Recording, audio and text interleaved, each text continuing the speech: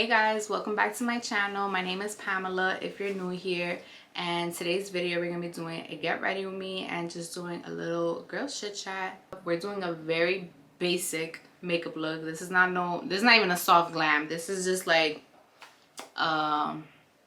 a little put together makeup, like if I'm running errands for the day or I'm going to work. If you want to see me get ready and talk all things postpartum, my postpartum journey, 2 years later, where I was, where I am today, and how I got there, just keep watching. Let's get started. I wet my sponge. I got my Diet Coke on deck. I wish it was wine or something, but it's okay. My hair is freshly blow dried. I immediately put it into the little headband thing that I usually sleep in, so it might look good, it might not, who knows. Luckily I'm not going nowhere special, so that's that. If you see me looking right here, oh, I am looking into my makeup kit, which with my little mirror. Should I add the light on? Should I add some extra light? No, I think I have enough. Let me see. It's okay, we'll leave it on. Anyways, so yeah, I look like George Washington. Don't mind me. Look at this mysterious mark I have. Let me not spiral about this mark right here. So as some of you know, I just came back from vacation and I have like all these mysterious spots.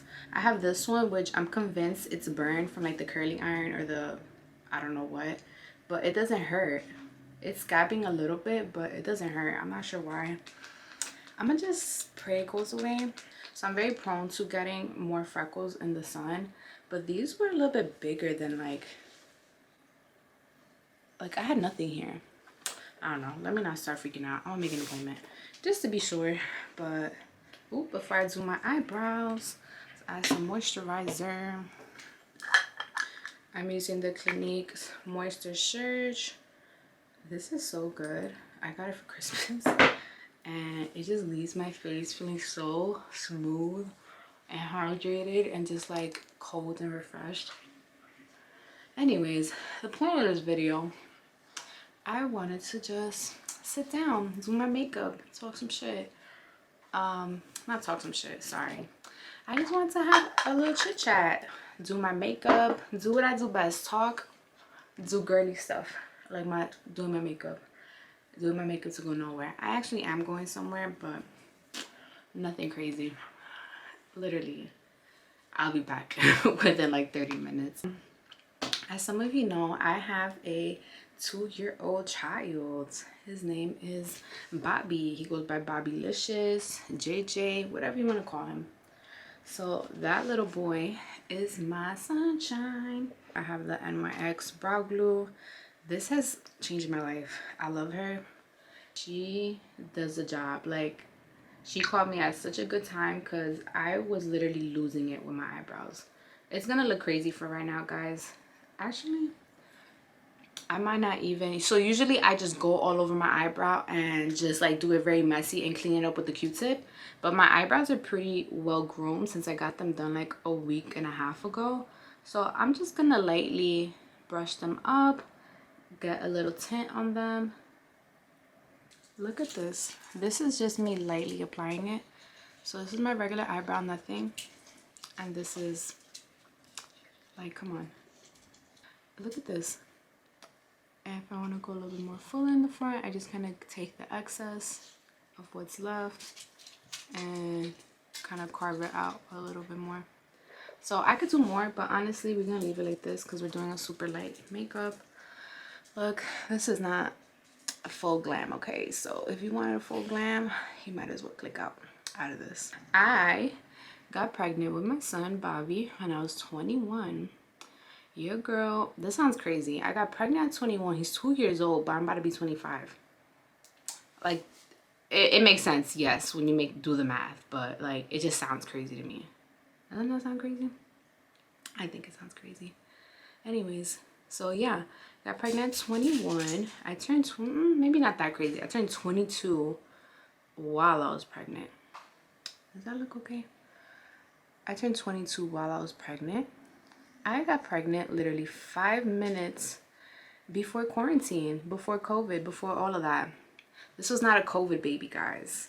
This was like, this was my first pregnancy, and then the world was shutting down. Like, this was not, I didn't voluntarily have a kid during a pandemic. I did not sign up for that.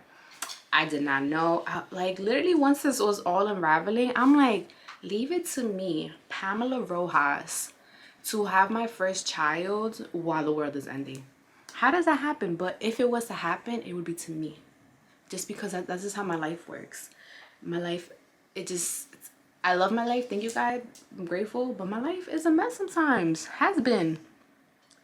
So I was just like, damn. Like, this is just one of those other things where, like, I just felt unlucky at the time. Like, I was just like, damn, like, leave it to me for this to happen to. But now I'm looking back and I was like, girl, you were healthy. Like, thank God it wasn't as bad as it was for other people. A lot of people died during COVID. A lot of mothers did not make it. Kids died. A lot of pregnant women died. I'm sure. Like, there was no discrimination with COVID. Anybody was, even the healthiest people. So thank God, you know, we're here today. And that kind of grazed over us. I kind of went overboard. I'll fix that in a few. Anyways, so look at the difference. Just with a little bit of this. There was no filling in with the pomade. And usually my pomade, I would have gone overboard already. Anyways, let me stop getting off track. Is this gonna be no foundation or just full on concealer? I don't know, guys. Let's just do foundation. If my foundation does not match my face right now, just mind your business for right now, because guess what? The rest of my body is dark. You don't see it right now because I'm so close to the light, but the rest of me is real dark. It's just my face. She's very light skinned up here. Other than that, I get real dark everywhere else, especially my tan. Like, the last thing to ever tan is my face. Anyways, yeah, so pregnant at 21. Super scared because I'm already a hypochondriac, where I'm more of one now. Back then, I was more of a sane, normal person where I wasn't scared of everything. Even in general, I think anyone who was pregnant was scared at the time. And even if you weren't pregnant, you were probably scared because no one knew what the hell was happening. It was just a hot mess. I think I caught COVID literally within that first trimester. My first trimester was December, January, February, March 2020. My second trimester, I think, started in like May 2020. My second trimester was in quarantine, like full-blown quarantine. I got really, really sick in the beginning of my pregnancy. Literally, I found out I was pregnant in December, and I was extremely sick towards like the end of December. I remember that was a time where there was no COVID test. There was just, I don't know. This is the time where Trump was saying, oh no, that's not coming here, blah, blah, blah. We got nothing to worry about. I think we just had like one case in Manhattan at the time. So, you know, we did not think that was going to be a thing. And I got sick for like 3 weeks. I went to the hospital. There was no COVID test at the time. So we did a flu test, everything negative. They were like, I don't know, you probably have some kind of like, you know, there's something going around. They never said it was COVID, but that was probably COVID. My flu test came back negative. Everything was negative. Literally everything was negative. Why did I put more of this? I was extremely sick. I was coughing my brains out. I could not breathe. Let me cover this marker here. I could not breathe. Sorry, guys. I'm using the Makeup by Mario foundation. This is shade 140. Yeah, I could not breathe. I was waking up in puddles of sweat. And I was miserable. Instead of literally gaining weight my first trimester, I was losing weight. I could only hold down crackers and ginger ale. And I was sleeping throughout the whole day, obviously, because I was going through pregnancy. But yeah, I suspect I had COVID. So that kind of threw me off, just kind of starting off my pregnancy like that. But anyways, after that, I used to always sleep over at my boyfriend's house at the time when he had his little bachelor pad for 2 seconds. This was before, you know, shutdown and everything. Right before shutdown. I got better towards like the end of January from that flu, possible COVID thing I had. Does it give me ashy? No. Anyways. And then like all of February I was just sleeping over at his house because that's just that was like normal for me. I was barely at home. And yeah. And he had just moved into his first new apartment. A little small apartment right by, well, where we live right now. Because I was there all the time and I was, you know, freshly pregnant, and we didn't know anything we did not know that everything that happened was gonna happen. So shutdown happened while I was there. So the last time I was at my mom's house, I did not know that was gonna be my last time being at home. From then, like, everything got shut down and I was just too scared to go back to my mom's house that I basically just ended up moving in.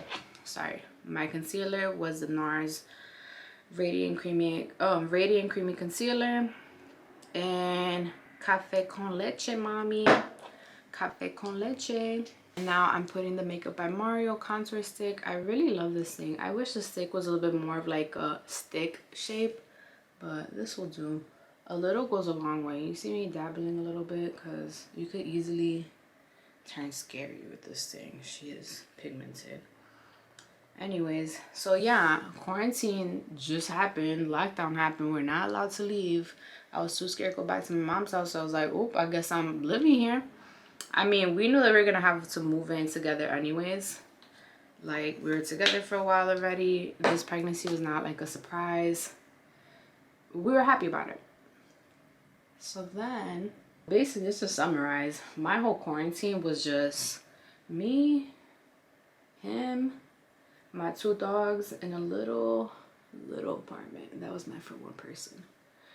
I could not see my mom. I could not see my sisters. I couldn't see any of my siblings. And I couldn't see any of my friends. And I'm a person who gets lonely very, very fast. Not in a like relationship kind of way. Like, I need my friends. I need to have like contact with other people. So I was feeling, I'm like, dang, like, this is my first pregnancy. I am not around nobody. I already knew, like, just from past experience that I was most likely going to have postpartum depression or postnatal depression, which is basically when you're depressed while you're pregnant. And just me feeling that depression during my pregnancy, I was like, I'm most likely gonna, like, I didn't want to be negative. I'm like, damn, like, I'm probably gonna have postpartum depression just from what this is looking like. Like, I just felt super isolated. I felt extremely lonely. I felt extremely irritated with, you know, his dad. Because there was no space. I would turn a little corner. My dogs are there staring at me. I would turn another corner. This is him there. Like, there was no privacy. There was no nothing. And it was just wasn't my ideal situation. But yeah, that's pretty much what made me depressed. I guess just the pandemic, isolation, all of my doctor's appointments, I had to go in by myself. My man was on FaceTime. He could only see the baby through a sonogram. And y'all, like, I swear I felt every possible symptom, like pregnancy symptom that you are supposed to get. I got it. I had sciatic pain. I started to get stretch marks. Like, my body was just built in a way that it was going to get stretch marks one way or another. Like, sometimes all the oils and everything you do cannot prevent you just getting stretch marks. I've been getting stretch marks since I was in middle school, so that was not a surprise. I got stretch marks as much as I try to prevent it. And yeah, I felt super, like, just fatigued, irritable, lonely, all of that. Everything. It just was not fun. It was not what I signed up for. I was just like, ugh. Like, what a way to set the tone, you know? But okay, nonetheless. Baby comes. Woohoo! My son is born. The love of my life is born. Amazing moment. Beautiful. but for some reason it's pregnancy and giving birth is it's a crazy thing. First of all, my birth was traumatizing. The part that I was most scared of was pushing, and that was the easiest part. I feel like my whole birth story is a whole other story for a different day, because that alone is a whole other thing. Basically, I had to be induced. He was already towards the end, like I was almost 42 weeks, so I almost went the full term. I was big as hell. I was miserable. I was like, get this dude out of me. He needs to get evicted right now. Like, I was just over it. Over it. Right now, I'm gonna do my lips. If you guys see me just going over makeup, I mean, just skimming over what I'm using or forgetting to mention it, it'll be linked down below.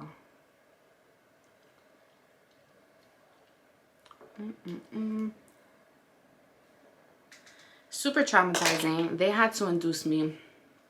And apparently with inductions, I did not know this, you feel like artificial contractions. So they are more intense. They are more like powerful. They might last longer. Like by the time I got my epidural, like almost 2 days later, because my body was just not opening up, my cervix wasn't dilating. By the time I got my epidural, I was deceased. Like my body was completely shut down and I was pale. I thought I was gonna die. And then once my epidural kicked in, I was good. She kicked in, I came back to life. It was like I was unpossessed. I started talking again, my color came back, and this baby came out in 5 minutes. He literally flew out of my body. And I don't know. Okay, fast forward. Again, that's a whole other story for a different day. Afterwards, I lost a lot of blood. My blood pressure dropped. It was just, that was a whole other scary experience, which probably added to why I got postpartum depression. So because everything was just super scary, like physically, it was very painful. It was mentally draining. Going on my Fit Me powder to just go under my eyes. This has been life-changing for me. If you don't want your your makeup to crease, and you want to keep like that bright under eye, or you just want like that seamless blend under your concealer, for your concealer, you're gonna go in first with like a pressed powder like this. I like the Fit Me one because they have like good color ranges and it does the job. You're gonna be pressing in. Scam likely go away. I don't want to talk to you. Jesus. Anyways, you're gonna press down. I like to put a little bit on my nose, and then you go in. I use the one size loose powder and go in with the rest of my face, and I promise this is gonna give you a seamless blend for that concealer. Anyway, so by the time I saw him, I was like, wow, like it's just like such a crazy feeling to see something that was inside of you. It's kind of trippy. Like it kind of freaks you out. It freaked me out because you just can't believe that was inside of you at one point. I was like, what the hell? Like, is this real? So long story short, I honestly did not feel as connected to my son as I thought I was going to be. And don't get it twisted, I love my son. I love my son. Present day, obsessed with this kid. But when I first had him, I was just so confused. I'm like, what the hell I just went through? Why do I feel like I'm not infatuated with him right now? Is this normal? Am I broken? Am I a monster that I don't feel this way right away? Because you know, when you hear people give birth, that it felt so magical and they knew from the moment they... Don't get me wrong, I knew I loved my son from the moment I laid my eyes on him. I knew he was perfect. I know he was everything I've ever wanted. But there wasn't like that feeling of like love right away. Like I knew I was going to love my son regardless. But like that feeling wasn't there right away. I don't know how to explain it. Sorry if I sound crazy, but that's how I felt. So basically, I just felt completely like out of touch, like out of like my reality. Like it just felt crazy to me. So we leave the hospital. I was kind of feeling it at the hospital. I let, you know, the nurses know and stuff like that. They kept us there a little bit longer. I'm going with my Hula Benefit bronzer and just going in first before I kind of remove that loose powder, and going in with like a little bit extra warmth to my contour. Now I really do look like George Washington. Sorry guys, said child got here and I had to go get him. He is grumpy today. So I dusted off my powder and I didn't want it too bright, so I just took the same brush I had my bronzer with. Yo, he is today he is on one. I knew he was gonna come back and be a little menace. He's not being a menace, he just wants his mommy. I can't blame him, he loves the kid. Anyways, so where was I? So yeah, basically had him, took him home, and that's when I started feeling the blues, right? And they say it's normal. Mostly everyone gets that, where it's the baby blues and that lasts a few days. I was like, okay, cool, this should go away. But then it didn't go away. So then I'm like, okay, like this is not normal. Same thing with my pregnancy. All the textbook symptoms I got from my pregnancy, right? All the vomiting, the stretch marks, the sciatic pain, I got all of that. Same thing with my postpartum depression and my postpartum anxiety. I got, look at this. Oh, she came out so cute. I guess the trick is to blow dry your hair, kind of give it a fake little blowout. Make sure your hair is hot and then put it in here. Right, Bobby? If you guys hear Miss Rachel in the back, you didn't, okay? Just let me rock right now. I gotta finish this video because it is never gonna get done. So yeah, I started seeking therapy. I just felt crazy. I'm not even gonna lie to you. I felt crazy. If you have experienced this, you know how isolating it could feel, because it could feel like no one understands you. And it's true, no one does understand you. The dad doesn't understand you. Like my boyfriend, like I felt like there was just a disconnect. Like there was just no way, and there's just no way to like make someone feel how you're feeling. So, you know, he was going through his own things as well. So there was just like a disconnect. Wow, look at my hair. Easy breezy, beautiful cover girl. Yes, my love. So now I'm gonna go in with my puff and just kind of press down any excess powder that's left over. And I just feel like I was literally going crazy. This is the thing. The more love I grew towards my son. Yes, baby. You wanna come? He looks crazy right now. He needs a haircut. He looks like he has a toupee. Say hi, puppy. You wanna play with my brush? Here. He likes taking the sponge and dabbing his face. You wanna show them? Go. Don't bite it. He goes like this. Boop, boop, boop, boop, boop, boop, boop. Now copy me? Or you just wanna go take it? So here's the thing. The more my love grew for him, the more I started to get anxious. The more I started to be scared of everything. I could not even be driving in a car without thinking, oh my God, we're gonna get into a fiery accident right now. I couldn't even walk down the street without thinking, oh my God, someone's gonna take my baby. I was terrified of everything. My chest was tight all the time. And then this is all on top of getting to know your baby, getting used to a schedule, figuring out with like, it's an adjustment with your partner as well. It's like a whole different ball game, right? It's a shock. It's a, I guess, cultural shock, but in a way of like, this is motherhood, this is parenthood. Did not want to leave my house. I felt like something was always gonna happen to my baby. I developed a very deep fear of like dying out of nowhere, a freak accident happening to me. And these were all like legit feelings. Like, I genuinely felt like it was going to happen. It was just about waiting about when it was gonna happen. It's insane, because now I'm looking back on it, I was like, damn, like I was not in danger, but like at the time, like I felt like I was in danger. Like anything that I was doing, I felt like, no, it's just gonna go wrong. And I still deal with those feelings now, like with flying or just going to places. I don't know, I feel like that generally doesn't go away.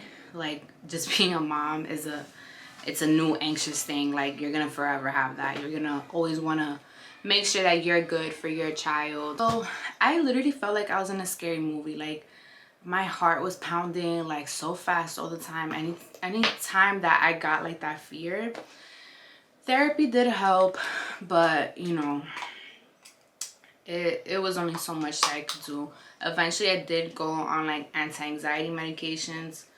Honestly, I feel like that certain brands or whatever didn't really help me. It just kind of numbed me out.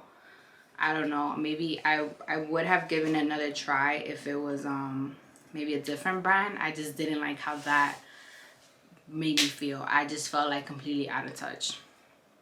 So yeah, having a fear of everything was part of my postpartum experience. Another thing I felt was just like, damn, like my life is changing. I am probably besides like one other friend of mine at the time, like I was probably the first one to have a kid within my friend group, like, or the girls that I did go to high school with, people I've been close to my whole life. Like I am out here doing it first. So that, you feel that alone is a whole other thing. Like there's just so many things that to get adjusted to in motherhood. It's insane. I just felt like left out. Not left out because people were making me feel left out. It was more so like, you are going to feel left out because your life is different, and there's nothing wrong with that. There's nothing wrong with that. Like it's going to feel that way because it is that way. Your life is different. You guys, you and your friends are in different places in life. Doesn't mean you don't have to be friends or not be there for one another, but it feels different because it is different. That's all it is. Just of like that guilt of going back into my routine and like going back to work. I felt like, oh my god, I'm not there enough for my kid. I am not being the best mom I could be. Changes with your body, that was a whole other thing. It's something I still deal with, but I'm definitely much happier today. These are all things that I like severely struggled with in the beginning. Present day today, I'll talk about in a few, like how I kind of changed my perspective to go from that place to today. Yeah, I had issues with my body. I felt like, damn, like I didn't actually gain a lot of weight, but my body is not as elastic as, you know, some other people's bodies. Some people bounce back. Your girl did not bounce back. I felt the stitches on me for like weeks. I could not use the bathroom for days. Like I could not be in a bumpy car ride. So if that's how, like, just your body just goes through so much. But then again, like there are women who bounce back like nothing. Their birth was easy. They ain't got no stitches. They went back to work 2 weeks later. They got no stretch marks. And then some people just, they do get the pain. They don't recover within 2-3 weeks. Like I feel like my recovery was so long. I feel like it took like such a toll on my body. Every time I look at my stomach, I see what I went through. Like my son was a big boy. So this is my Juvia's Palace blush, my favorite. Juvia's Place, not Palace. Right? Yes, Place. Yeah, my boy was a big boy. He stretched me the hell out. When I went for like my last sonogram, I remember the sonogram tech, she was like, damn, you got a football player in there. Like, thanks, sis. That's not scary at all. And this was at the time I was petrified of giving birth. And she told me that. I was like, great, this little kid's gonna rip my hoo-ha. So he was big. He stretched me out. Like my stomach went back down to like my like my stomach now, she's not big. It's not huge. She doesn't stick out as much, but my wrinkles are there. The stretch marks are there. Like I'd never show my belly button. Hi, my love. So yeah, So just because I didn't get the weight does not mean that my body didn't show for the child that I had. I have the stretch marks. I have the wrinkled up belly button that I don't show no more. I don't wear my crop tops no more. I do, but it just has to be a certain length, and my pants have to be a certain length. Yes, baby. Be careful. Don't trip. Hi. We're talking about how you gave me those stretch marks that I love so much because you're just so amazing. Oh yes, so I've been liking to bring up my blush under my eye a little bit. It's giving Kylie Jenner a bright pink under eye. It's giving Makeup by Ariel. It's not, but I think it looks cute. Anyways, so yeah, that was an adjustment. I didn't feel like as confident as I used to be. I probably wasn't the most confident girl. You see my curls dropping already? But that's okay. This is what we wanted. We wanted like the effortless blowout look. I didn't want no tight curls. So I probably wasn't the most confident girl at the time. But now I'm looking back and I was like, damn girl, like why weren't you confident? That body was snatched. But also so I was a kid. Yes, my body was gonna be snatched. I didn't go through life yet. So now I am in a different place. But at the time I was just kind of, I'm not even gonna lie, just because I didn't see the light at the end of the tunnel where my stretch marks were going to fade and like my stomach was gonna tighten up a little bit. But at the time I was like, oh, I look gross. Like I don't feel sexy. I don't feel beautiful. So that clearly, you know, spills out into other parts of your life. So if I'm missing anything else, what else did I feel during that time? Because now we're gonna talk about how I changed my perspective from those feelings that I had to this. Yes, you hear my son having a blast in back of me.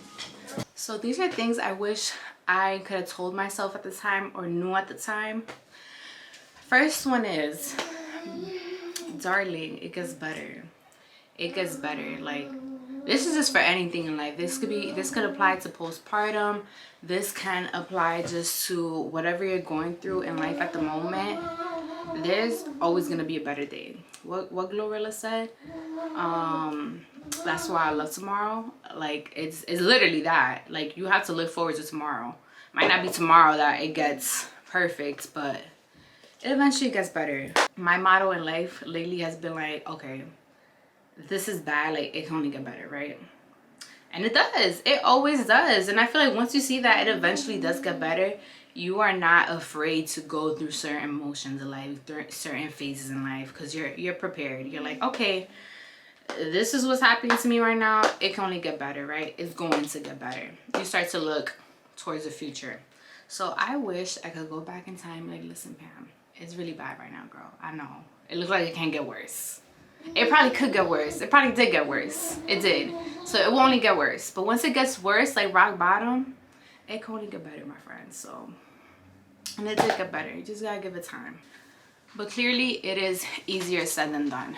But I know if I was to go through certain obstacles right now in life, or if I was to hypothetically have another child, I would go into it with that mentality. At this time, 22-year-old me has gone through certain life things, but nothing that was this much of a transition period. Yes, Bobby just adds on to like the drama of this conversation. He knows it's about him, so he's cutting up in the back. But anyways, it is true, builds character, because now I know present day today, me, 24-year-old, almost 25-year-old Pam, would deal with it with a lot more grace and be a little bit more kind to myself and be more patient. Because at the time you're like frantic and you're like, fuck, like this cannot get better. Like it's just not going to. Might get better for a few and then get bad again. But like as long as you have that, like, you know what, tomorrow's a new day. If I want to go start my life over again or have a new perspective, build a whole new brand identity, I could do that. Tomorrow's always a new day. That's why we love tomorrow. Another thing I wish I could tell myself at the time is don't take nothing personal. This kind of taps into what I was saying earlier, that you feel like life is so different, you can't relate to your friends as much as you would like to anymore, you feel kind of left out. not because anyone's purposely leaving you out, because you feel left out. You feel so different from like what you're used to, what your friends are even used to too. It feels different because it is different, and there's nothing wrong with that. If you have solid friendships, if you have true sisterhood, it might hit some bumps, but it will always, if it's real, it'll stay. And I have learned that with my friendships, and luckily I haven't lost nobody. Everyone has been here, beginning and, you know, maybe some bumps in the road, like I said. But if you have a sisterhood, if you have a genuine friendship, it is always worth talking it out. It is always worth sitting down and seeing both perspectives. I have learned as I get, you know, more time into my friendships, more years, that sometimes I can't fully relate to my friends, and that's fine. Some of us are in different points in life. Even me as a mom, like, I still sometimes can't relate to some of my friends, like, that have, you know, different kinds of jobs, don't have kids, or, you know, are just at different phases in their life, or just go through different things. I can't relate. I don't know how it feels to be in your position, but I could be a friend. So I feel like once I understood that, you know, you might not always relate to your friends, you might not always be in the same space, doesn't mean that your friendship can't thrive or it can't survive like any, you know, transition periods. Might be bumpy, it might take some understanding of each other. The older you get, like, you are probably not gonna relate to a lot of your friends, and that's fine. I think that comes with like maturity. Like, we don't have to be doing the same thing all the time. We don't have to like be talking about the same thing. We're getting older.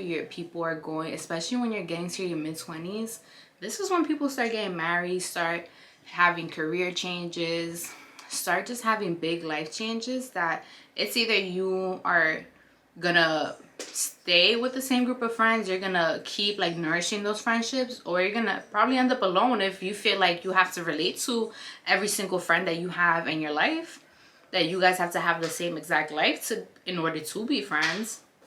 So once I learned that that's not the case at all, as long as you have a sisterhood, you have a friendship, like, it's worth talking it out. It is worth the effort to not let it fade away. So yeah, only the strong survive, and some of them don't. I've seen plenty of friendships that, not even over like postpartum, yes, over postpartum, I've seen it, I've heard about it, but just big life changes. But I've seen it more when people have kids and just maybe get married or whatever it is, that sometimes all your friends don't end up with you in the next chapter of life, and that's fine. It happens. It's life. No bad blood. It's just, it didn't survive. Only the strong survive. That's the only way I could put it. And if it's worth it, if there's genuine love there and care for one another, it's worth, you know, working through it, talking about it, putting the effort. Another thing I wish I knew was that I'm still me. At that time, like, you literally only feel like you're just a mom. Like, you feel like a cow. You feel like a cow that just gave birth and you're being used for like whatever you could bring. Like a cow it produces milk. Like, I didn't even breastfeed. I felt that way. Like, I just felt like I was just that. I was this little baby servant, and that's all it was. So it's very easy to get yourself lost in motherhood. I'm back. So we basically went to go run a quick errand because my camera kept dying. So I'm like, you know what? Let me just let this whole charge and come back and not have to worry about it. Keep shutting off. So yeah, what was I saying? You see my curls dropped a little bit by now. Mind you, this one dropped completely. I think I didn't wrap this tight enough. But mind you, I didn't even have my headband in for that long. I definitely had it in for less than an hour, maybe 20. I had it in definitely for at least 30 minutes, and I got something out of it. Like, this is giving blowout, right? Anyways, when I go to sleep in this, like, my hair lasts like at least a full day and like half of the second day because it still has like some curls to it. So basically, when you have a kid, it is very, very easy to lose the sense of your identity, who you are. I'm gonna add more blush because I feel like my blush isn't translating on camera as much as I would like to. Like off camera, I look blushed up, but not really on camera.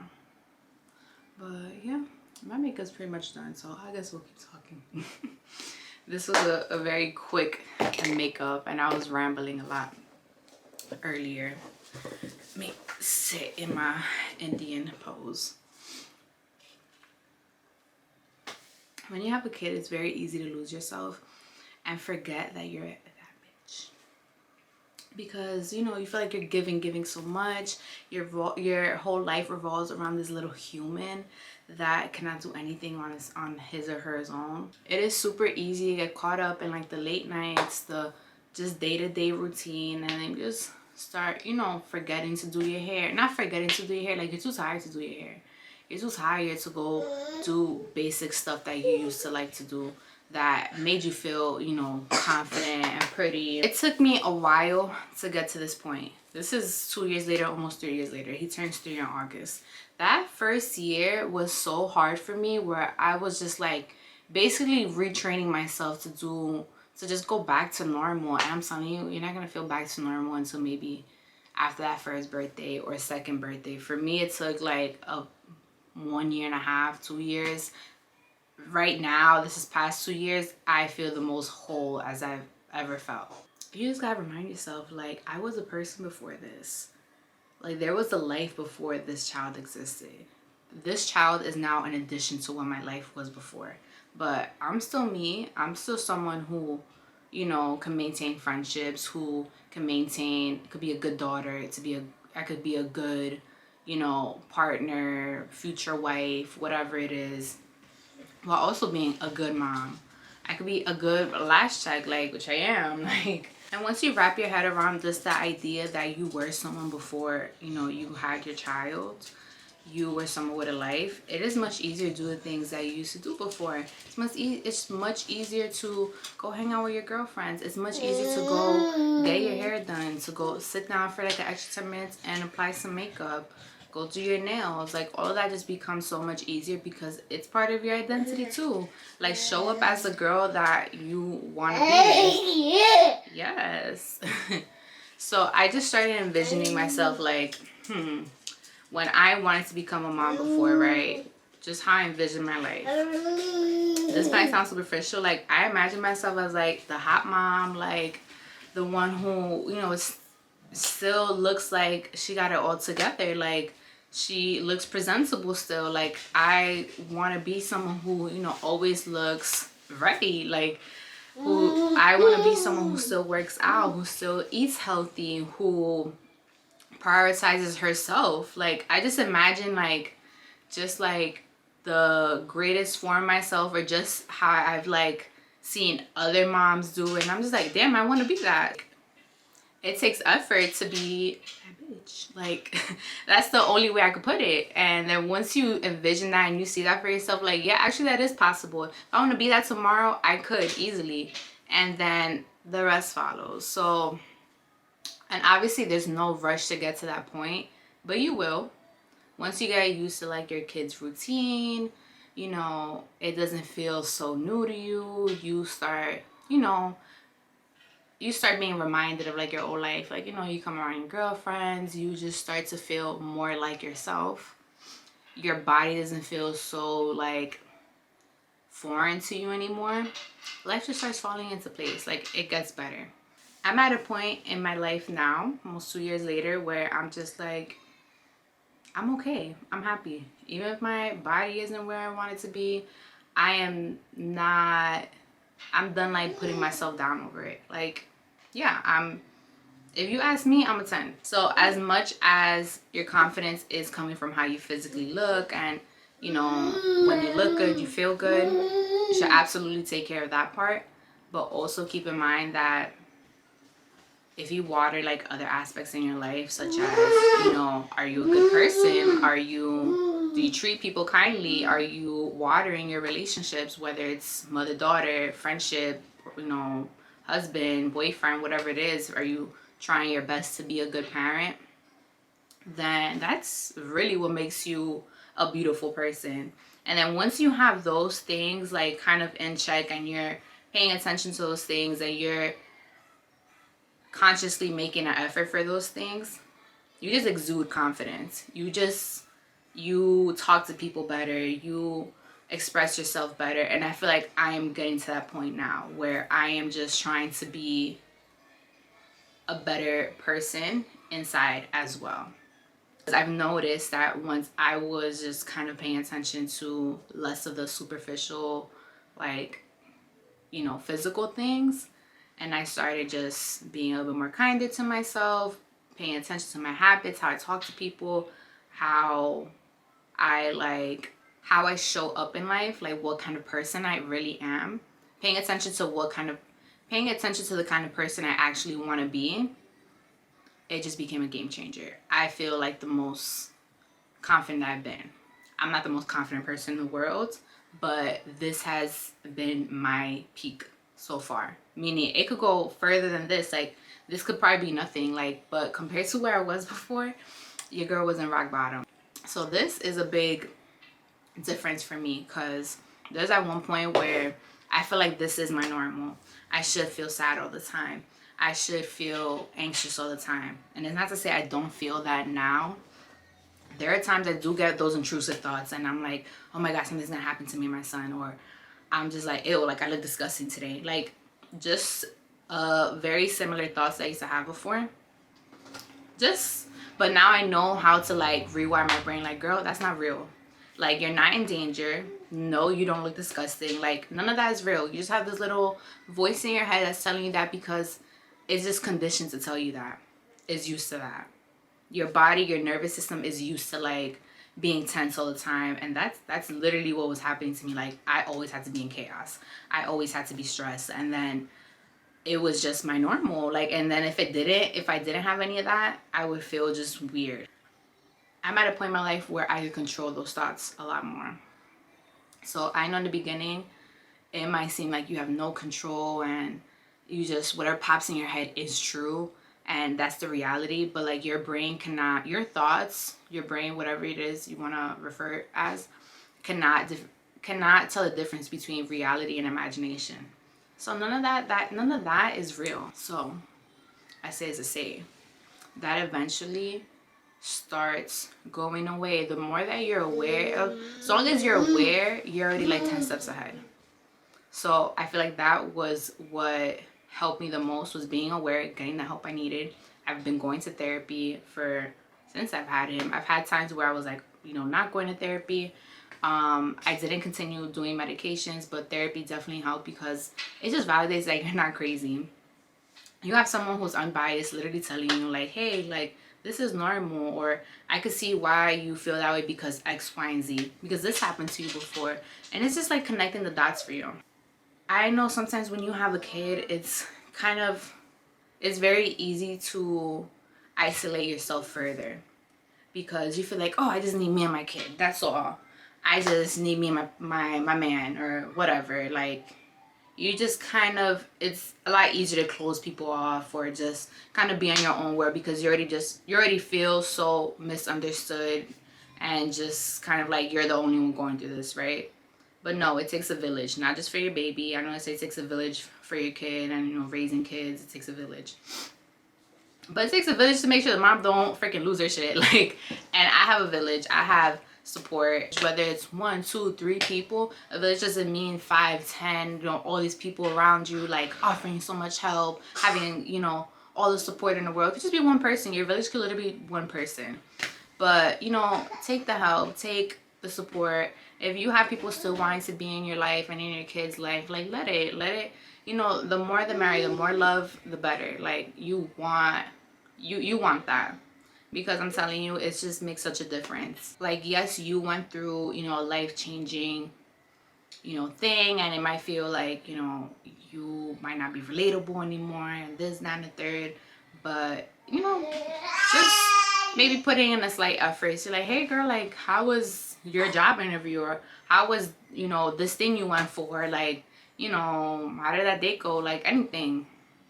Just to show that, you know, you're still there. You're still putting in an effort too. Because I feel like as moms, we kind of feel like we get lost in like just the routine and just the stress of it all that we feel like, oh well, why should I reach out? Like, no, like it's a two-way street for everything, just even with your partner, everything. But yeah, I'm sorry if I like, sometimes when I talk I feel like I make sense and I might not make sense, so I'm gonna rewatch this and hopefully I make sense, but I think I do. I think if you know, you know.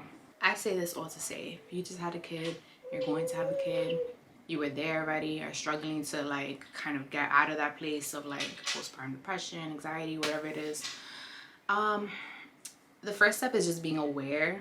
Once you're aware, you are ahead of the game, because you know, okay, my body is going through this, my mind is going through this. I'm not a freak of nature. I am not going crazy. Like, this is something that happens. That's the first step. And then from there, get help. Talk to a therapist. Seek medication if you have to. I've seen plenty of people like thrive on medication. That is nothing bad. There's such a bad like stigma over it. Like, it's perfectly fine to actually go do what you're supposed to do. Because then if you're not okay, who's taking care of these kids? Like, yeah, he has another parent, but at the end of the day, like, the mom is like the one who kind of keeps everything together. So if you're not okay, your kid's not gonna be okay. And once I started seeing that I was making those changes, I was actively trying to be better for myself first and then for my kid, I became a much better mom.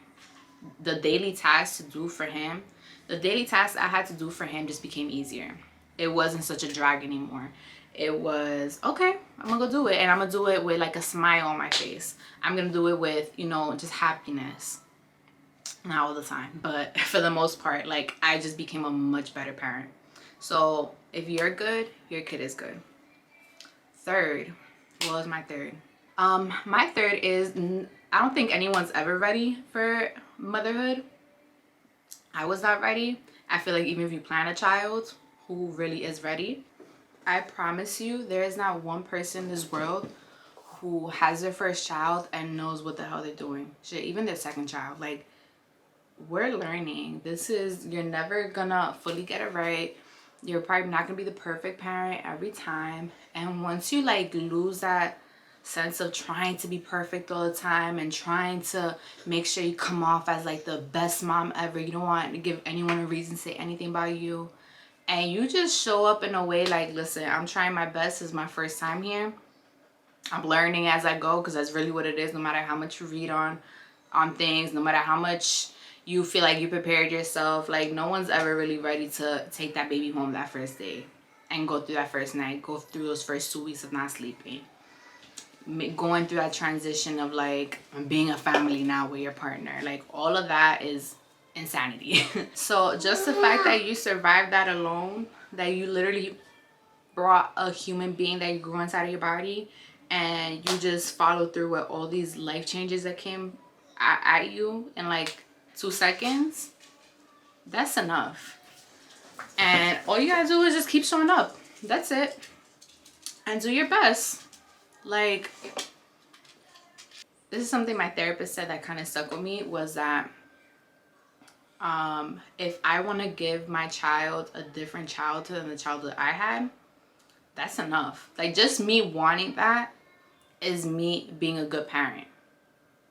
I might, you know, mess up here and there. Like, I might not be the perfect parent every single time, but just the fact that I'm aware that I want to be a good parent, that I want my kids to have a great childhood that he looks back on. Just the fact that I'm very aware of like if I'm being a good parent or not, that's enough. Because honestly, there's people who don't care. There's been people in life who don't care about how they raise their kids or anything. So just the fact that you have just that thought process of like, am I doing enough?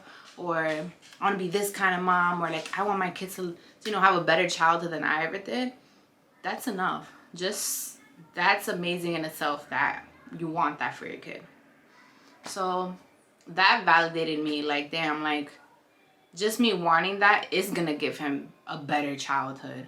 Is gonna give him like a different experience that I had. Not to say I had a bad childhood, but I feel like, you know, if you come from like a immigrant household, or just, you know, I think everyone has like generational traumas that get passed down in your family. We've all been through some shit. So just the fact that you don't want your kids to go through that is amazing in itself. And that alone makes you a great parent. So yeah, I'm not gonna lie, I didn't want to get too deep into this video. I could probably keep on talking about this topic, because if there's any topic that gets me going, is this topic. I lived through it. I survived it without freaking losing my I did lose my marbles, but you know, I'm here. Unfortunately, some women don't get to that point. They get to a point where it worsens, and you know, bad things happen. So I hope, you know, maybe this could guide someone who is possibly in that situation or was already, and might give them a little bit more closure or just more insight on how they feel, how they think, you know, they should move forward. Could give them, like, you know, a sense of understanding, because this life is confusing. It is very hard to understand what is going on in the moment, but you just gotta let time pass. Once you let time pass, everything just starts making sense. So yeah, that is all for today. You want to close out my video, my love? He don't want to. He's mad that you gotta take out my time. Well, let's take off your shoes.